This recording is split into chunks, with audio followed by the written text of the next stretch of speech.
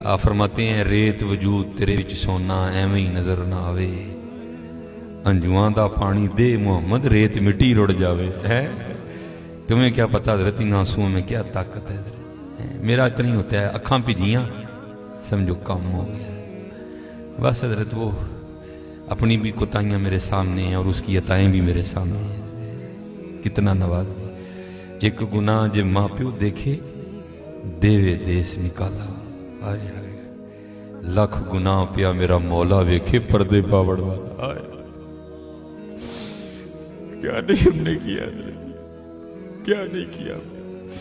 اور بھائی ہم ایک بار کسی کو بلائیں نا، نہ آئے تو چلو ہم اگنور کر دیں گے، دوسری بار نہ بلائیں کو بڑا کلیجے والا ہوگا جو اگنور کر دے گا، تیسری بار کلیجے والا بھی کہے گا چل لوئے۔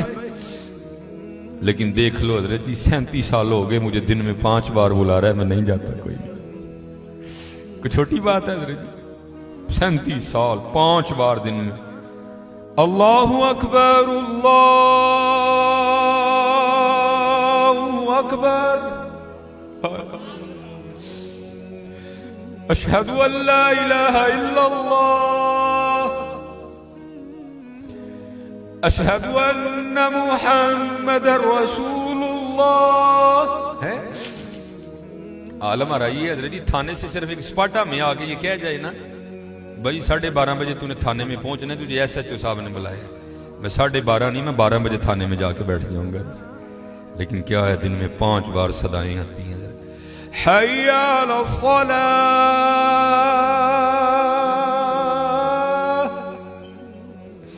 پھر بندہ ہے نا حضرت پھر تھوڑی سی لالچ بھی دے دی ساتھ، حی علی الفلاح،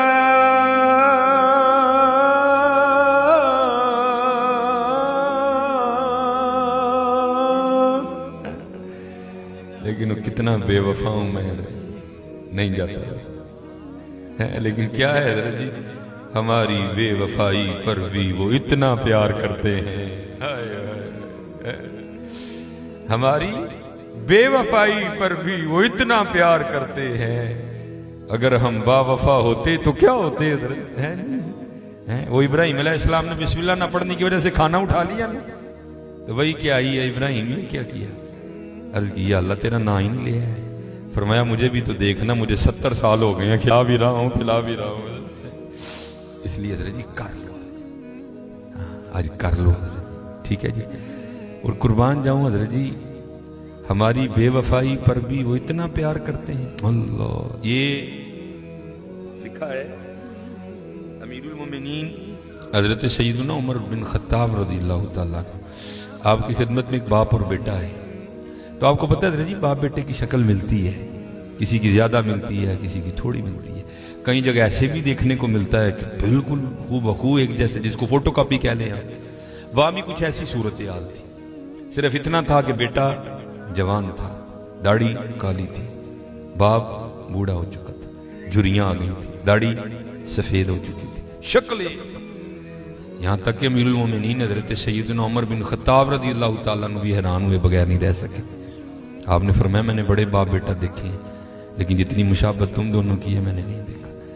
وہ بیٹا آگے سے عرض کرتا ہے، باپ عرض کرتا ہے حضور اگر آپ اس بچے کا قصہ سنیں گے تو آپ کی حیرانگی میں اور اضافہ ہوگا، آپ فرماتے میں نے کہا سنا، وہ عرض کرتا ہے امیر المومنین میں ایک تاجر ہوں اور میری بیوی حاملہ تھی، ٹھیک ہے، تو بس کچھ مال تیار ہو چکا تھا، اگر نہ لے کے نکلتا تو مال ضائع ہو جاتا، نقصان ہوتا بڑا، اس لیے مجھے نکلنا پڑ گیا۔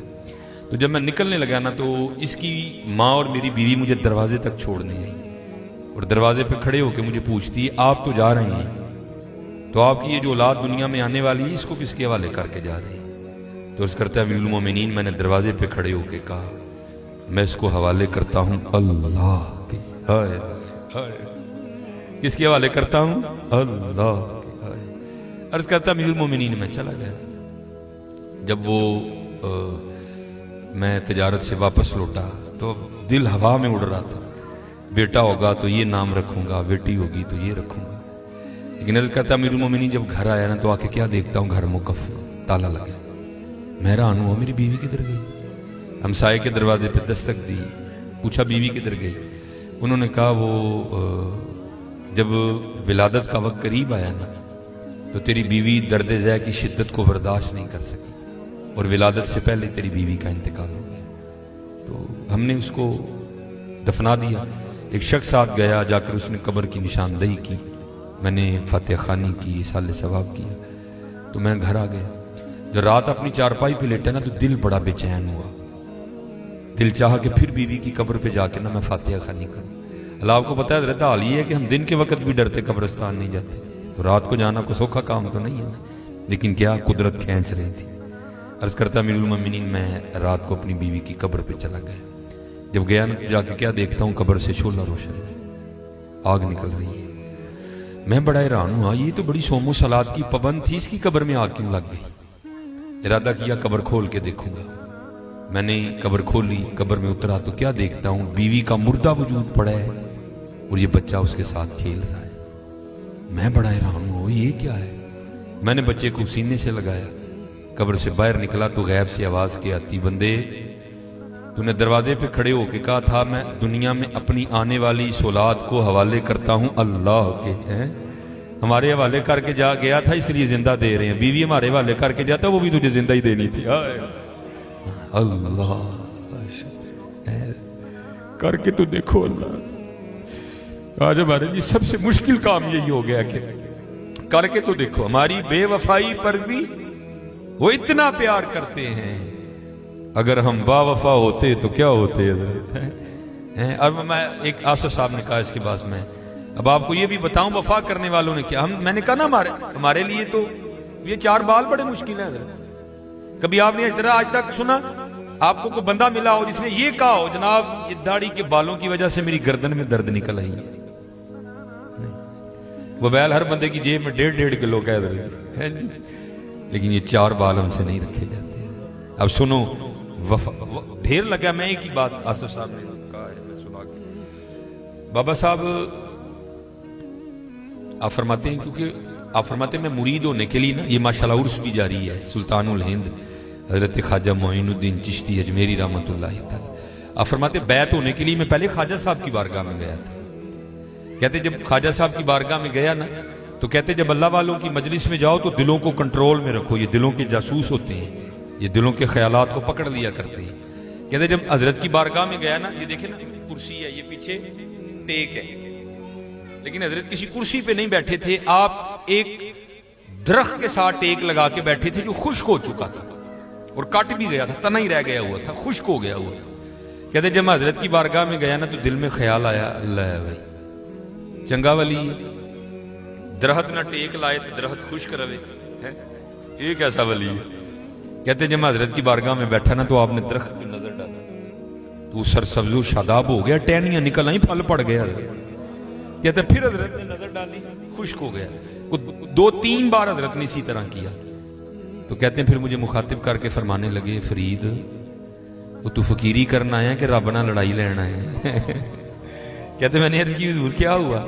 کہتے اگر اس کی مرضی ہے خشک رہے تو نے ضرور اس کو ہرا کرنا ہے۔ کہتے پھر حضرت نے مجھے کہا جا کتب کے پاس تیری خبر لے، تیرا فیض وہاں ہے۔ پھر بعد میں کہتے ہیں میں کتب صاحب کے پاس آیا تو کہتے وہاں بھی میں مار کھا گیا۔ کہتے وہاں کیا ہوا؟ کیونکہ میں نے تو کتب صاحب کو نہیں دیکھا تھا۔ کہتے میں جب دلی پہنچا نا تب دلی اتنی آباد نہیں تھی ابھی۔ کہتے میں نے وہاں جا کے نا پوچھا، میں نے کہا بھائی یہاں قطب الدین ہے کوئی، تو میں نے ان سے ملنا ہے۔ تو بچے کھیل رہے تھے اور کتب صاحب کھڑے ان کا کھیل دیکھ رہے تھے، اور کتب صاحب کی بالکل جوان، کیونکہ کتب صاحب کا 39 سال کی عمر میں مثال ہو گیا تھا، تو بچے جوان تھے، بچے کھیل رہے تھے، کتب صاحب دیکھ رہے۔ لوگوں نے کہا جناب وہ کتب صاحب کھڑے ہیں۔ کہتے پھر مارا گیا، دل میں خیال ہے اللہ ہے بھائی پیر لبا لیکن لبا منڈائی۔ بابا صاحب کی بڑی عمر تھی اس وقت۔ کہتے میں نے کہا پیر لبا لیکن لبا منڈائی۔ کہتے ہیں کتب صاحب نے اپنی وہ کٹیا میں چلے گئے۔ کہتے میں باہر جا کے کھڑا ہو گیا۔ کہتے جب کتب صاحب باہر آئے نا تو داڑھی سفید ہو چکی تھی اور بوڑھے ہو چکے تھے۔ کہتے ہیں فرید ہوں تیرا پیر ہوں دے لائق ہویا کہ نہیں ہویا ہے؟ کہتے میں قدموں میں گر گیا۔ میں نے کہا حضور معافی نہ کر۔ مجھے مخاطب کر کے کہتے ہیں فرید تجھے عمر سے کیا لگے ہوئے، تجھے دکان سے کیا لگے، تجھے تو سودے سے قرض ہونی چاہیے، سودا نہ ملے پھر تیرا اعتراض بنتا ہے، تجھے عمروں سے کیا لگے بھائی؟ بے نیازیاں بادشاہ کی، چاہے تو پنگوڑے میں حضرت عیسیٰ علیہ السلام اعلان کر دیں انی عبداللہ آتانی الکتاب وجعلنی نبیہ، اگر وہ چاہیں تو محبوب کریم اپنے پالنے میں لیٹ کے جناب اپنی انگلی کے اشارے سے چاند کو ادھر ادھر گھمائے ہیں. بادشاہ کی بے نیازی ہے حضرت, جو چاہے سو کرے. عمروں میں کیا لکھا ہے حضرت؟ تو کہتے ہیں پھر کتب صاحب نے نا مجھے سیر و سیاحت کا حکم دیا. فرمایا فرید سیر و سیاحت کرو. کہتے ہیں میں سیر کرتا کرتا نا ایک علاقے میں پہنچا, تو میں نے وہاں جا کے پوچھا یہاں کو مرد ہے؟ تو انہوں نے کہا بھئی ایتھے تو کوئی نہیں ہے, وہ سامنے جو پہاڑ ہے نا اس کے اوپر ایک غار ہے, وہاں رہتا ہے ایک مرد. کہتے میں نے بڑا جوخم اٹھایا, میں پہاڑ کی چوٹی پہ گیا. کہتے جب غار کے منہ پہ پہنچا نا تو وہاں جا کے کیا دیکھتا ہوں, ایک ٹانگ کٹی پڑی ہے غار کے منہ پہ, گوشت پوست نہیں کوئی, ٹانگ ہی کٹی ہے بس. کہتے ہیں میں خیر غار میں گیا. چلو یہ میں بات سناتا نہیں ہوں اکثر, لیکن چلو سنا دیتا ہوں. کہتے حضرت اٹھے اور انہوں نے نا مجھے اپنے سینے سے لگایا اور فرماتے فیض کا یہ عالم تھا, میرے کپڑے جل گئے. حضرت نے جلدی سے اپنی چادر میرے اوپر اڑائی اور میں مخاطب کر کے کہتے فرید اجے اس طرح دے 7 او دے عشق دے پامبڑ میرے سینے چ بلدے نے, بھی تینوں تے ایک ہی دیتا ہے. یہ 7 او دے عشق دے پامبڑ میرے سینے چ بلنڈے نے, تینوں تے ایک ہی دیتا ہے, تیرے کو بھی نہیں برداشت ہوا. بہرحال کہتے ہیں